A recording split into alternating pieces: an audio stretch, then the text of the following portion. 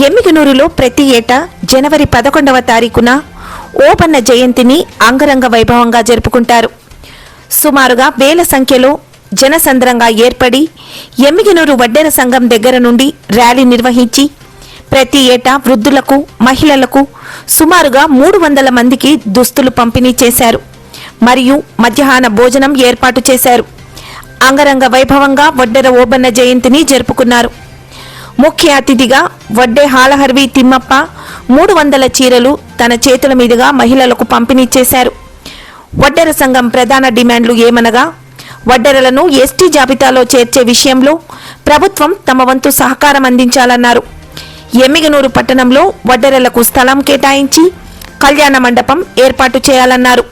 క్వారీలలో వడ్డెరలకు రావాల్సిన రాయితీ కల్పించాలి. కాంట్రాక్టు పనులలో వడ్డెరలకు ప్రభుత్వ జీవోలకు అనుగుణంగా పనులు కల్పించాలి. కార్పొరేషన్లలో వడ్డెరలకు తగిన ప్రాధాన్యత ఇవ్వాలి. రాజకీయ పదవులలో, స్థానిక సంస్థల ఎన్నికల్లో నామినేటెడ్ పదవులలో వడ్డెరలకు అవకాశాలు కల్పించాలని వారు డిమాండ్ చేశారు. ఈ కార్యక్రమంలో గౌరవ అధ్యక్షులు బజారప్ప, గురుస్వామి, ఆర్గనైజింగ్ కార్యదర్శి బొట్టు భీమన్న, మంజుల, రాజు, కార్యదర్శి శివరాజు, తాపీ సంఘం president Veeresh, vice president Dandula Yellappa, Parlapalli Krishna, EC members Santenna, Narasimhulu, Veeresh, Bheemanna, Prasanna, Narasimhulu, Eranna, Krishna, Raju, Urukundu తదితరులు పాల్గొన్నారు. ఒక గొప్ప స్వాతంత్ర సమరయోధుడు వడ్డే ఓబన్న గారిని జయంతిస్తాం. దీన్ని మన రాష్ట్ర ప్రభుత్వ పండుగగా జరుపుకోవడం చాలా అదృష్టం. దీని గురించి ఒక కులం అనేది కాకుండా రాష్ట్ర ప్రజలందరూ గుర్తించాలనే ఉద్దేశంతో రాష్ట్ర పండుగగా చేయడం ప్రభుత్వం గుర్తించిన మీకు ఇచ్చిన ఒక గుర్తింపు.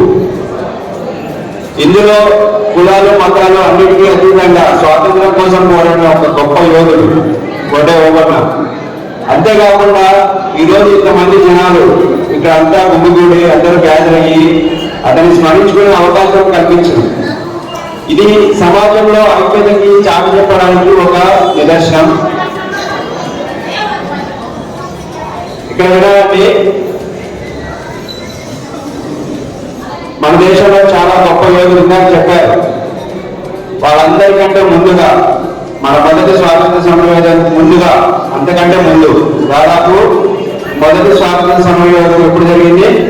1857లో జరిగితే దానికంటే దాదాపు 17 ఏళ్ల ముందు, దాదాపు 20 ఏళ్ల ముందే బ్రిటిష్ వారిని ఎదిరించి చరిత్ర కట్టిన మొదటి స్వాతంత్ర సమరయోధులుగా నిలిచిపోయిన వాళ్ళు మన వడ్డే ఓబన్న గారు, అలాగే ఉయ్యాల నరసింహారెడ్డి గారు. వీళ్ళిద్దరూ మిత్రులుగా ఉంటూ బ్రిటిష్ వారిని ఎదిరించిన మొదటి తరం స్వాతంత్ర సమరయోధులు.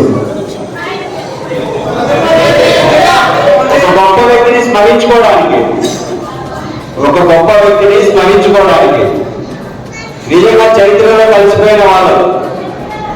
కానీ 250 ఏళ్ళ తర్వాత కూడా మనం స్మరించుకుంటున్నామంటే వాళ్ళు ఎంత గొప్ప కార్యాలు చేసింటారు. వాళ్ళు మనకు స్ఫూర్తి.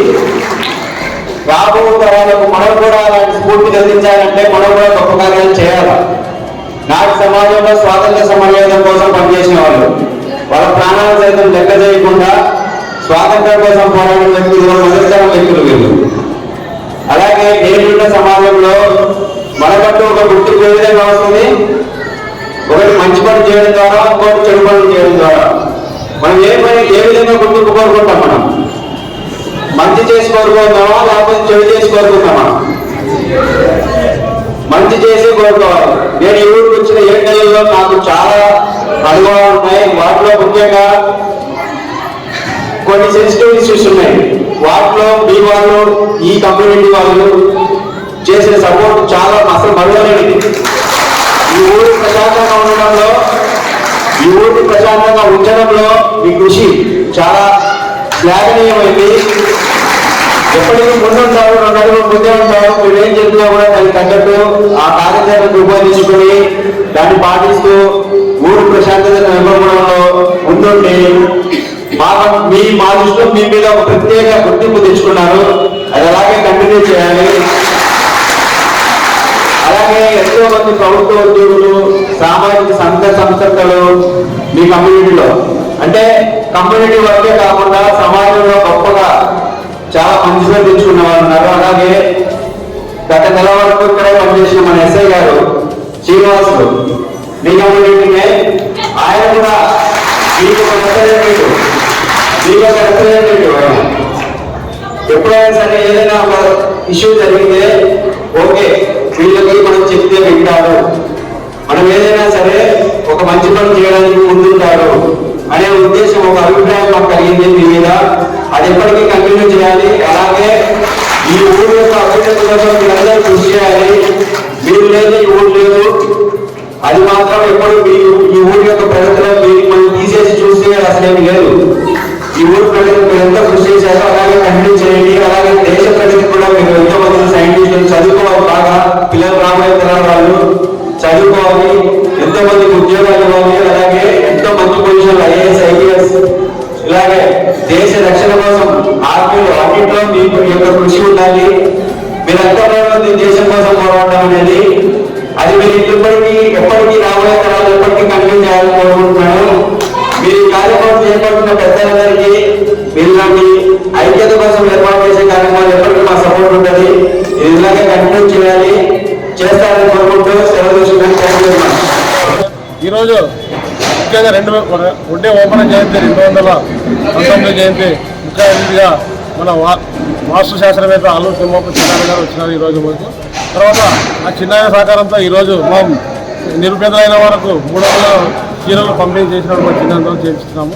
కాబట్టి ఈ కార్యక్రమాలు ఇంకా ముందుగా ఎన్నో కార్యక్రమాల్లో మా ఒడ్డర్లో ఐకమత్యంతో ఉండి మా ఒడ్డర్లో కూడా తాలూకు లెవెల్లో కానీ మొత్తం టౌన్లో కానీ తాలూకు లెవెల్లో కానీ ఉండి ఇట్లా కార్యక్రమాలు ఎన్నో చేపట్టాలని కోరుతున్నాము. ప్రభుత్వాలు కూడా మాకు ఏ విధంగా ప్రభుత్వాలు మాకు గుర్తించలేకపోతున్నాయి, మా పైన చిన్న చూపు చూస్తున్నాయి. కాబట్టి మాకు ఇంతవరకు ఏ రాజకీయ నాయకులు కూడా మాకు ఏ సహాయకారం అందించలేకపోతున్నారు. మరి వాళ్ళు ఏ ఉద్దేశంతో మమ్మల్ని చిన్న చూపు చూస్తున్నారో మాకైతే అర్థం కావడం లేదు. అంటే మా ఓట్లు వేసుకోక మేము ఓట్లు వేయడం లేదా, మేము ఏమి లేకుంటే వాళ్ళకి ఏమైనా ఓట్లు ఏమైనా ఇచ్చేస్తున్నామా?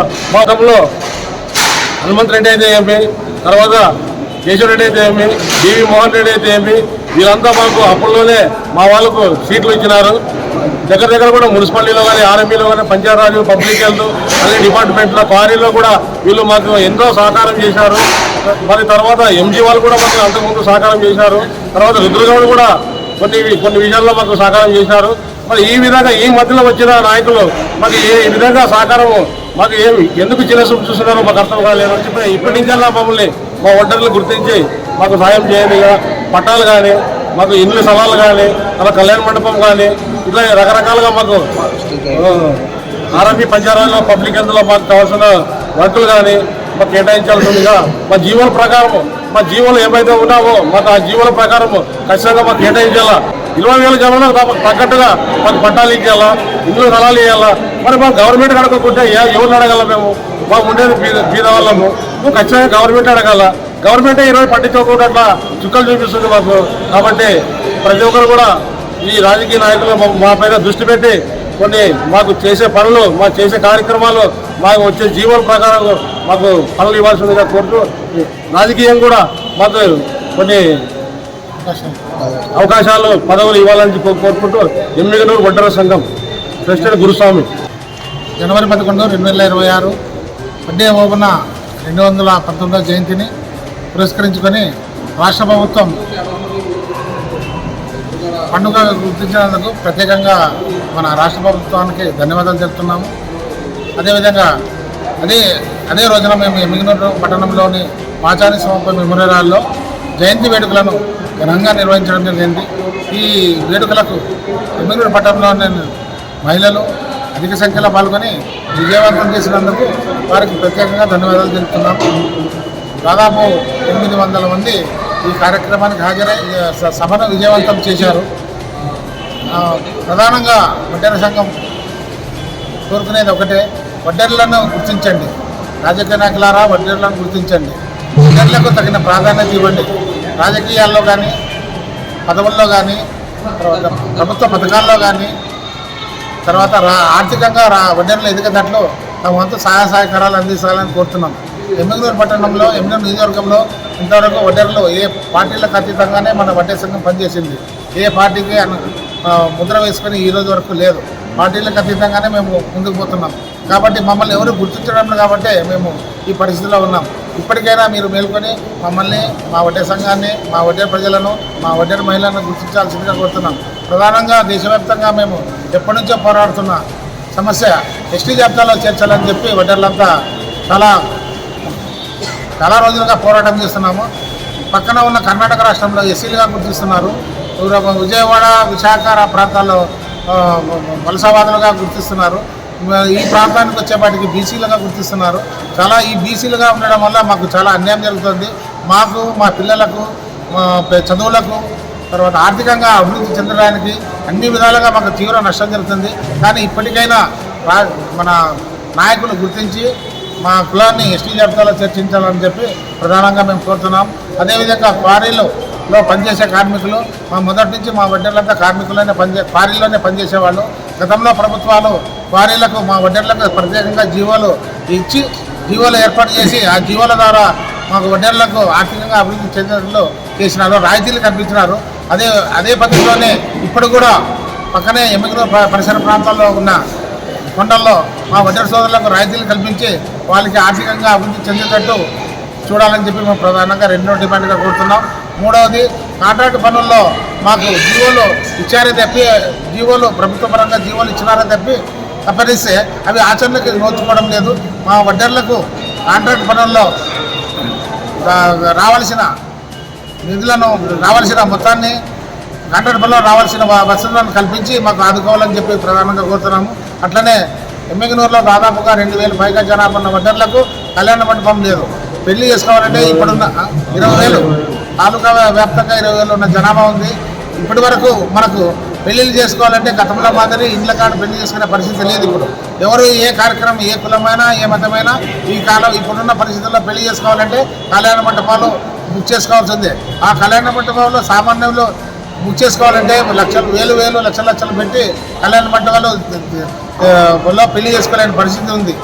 అందులోనూ మా వడ్డేర్లు చాలా వెనుకబడిన కులము, మేము చాలా ఆర్థికంగా వెనుకబడి ఉన్న వడ్డేర్లు. మేము ఇటువంటి పరిస్థితుల్లో మేము సపరేట్గా కళ్యాణ మండపాలు బుక్ చేసుకుని పెళ్లిళ్ళు చేసుకోవాలంటే చాలా కష్టంగా ఉంది. అందుకే ప్రభుత్వం ఇప్పటికైనా మమ్మల్ని గుర్తించి ఖచ్చితంగా మాకు ఎమ్మిగనూరు పట్టణంలో మా వడ్డేర్ల సోదరులకు పెళ్లిళ్ళు, పేరంటాలు మేమంతా కలుసుకునే దాంట్లో కళ్యాణ మండపము, స్థలంతో పాటు కళ్యాణ మండపం నిర్మించాలని చెప్పి మేము ప్రధానంగా కోరుతున్నాం. చివరిగా రాజకీయాలకు అతీతంగా మేము ఇన్ని రోజులు మేము ఉన్నాం. కాబట్టి ఇప్పటికైనా మీరు మమ్మల్ని గుర్తించండి. మా వైపు చిన్న చూపు చూడొద్దండి. మమ్మల్ని గుర్తించి, ఇంత 1000 జనాభా ఉన్న మమ్మల్ని వడ్డేర్లను గుర్తించి రాజకీయ పదవులకు కానీ, నామినేటెడ్ పోస్టులకు కానీ, తర్వాత రేపు రాబోయే మున్సిపల్ కౌన్సిల్ లేదా పంచాయతీ ఎలక్షన్లు కానీ, ఎంపీటీసీ, జెడ్పీటీసీ ఎన్నికల్లో కానీ మా వడ్డేర్లను గుర్తించి అధిక సంఖ్యలో ఉన్న చాలా ప్రాంతాల్లో అధిక సంఖ్యలో ఉన్నారు మా వడ్డేర్లు. వాళ్ళని గుర్తించి వాళ్ళకి రాజకీయ పదవులు ఇస్తే మా వంతు వాళ్ళకి సహకారం అందించి గెలిపించుకునే ప్రయత్నం చేస్తాం. దీన్ని మమ్మల్ని గుర్తించుకొని ఇప్పటికైనా మాకు రాజకీయాల్లో కూడా మాకు వడ్డేర్లకు అవకాశాలు కలిగించడంతో మిమ్మల్ని ప్రధానంగా మా ఈ వడ్డేర్ సంఘం తరఫున డిమాండ్ చేస్తున్నాం. ఇల్లు వడ్డే బజారప్ప, గౌరవాధ్యక్షులు, ఎమ్మిగనూరు వడ్డేర్ సంఘం.